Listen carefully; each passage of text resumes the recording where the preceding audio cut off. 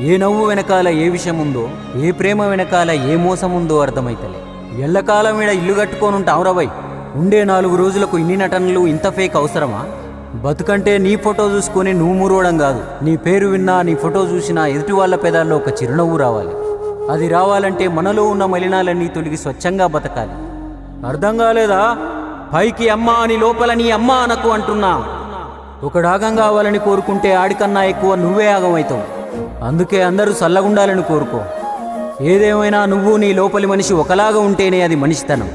అప్పుడే నీకు సుఖం, నీ వల్ల నలుగురికి ఉపయోగం.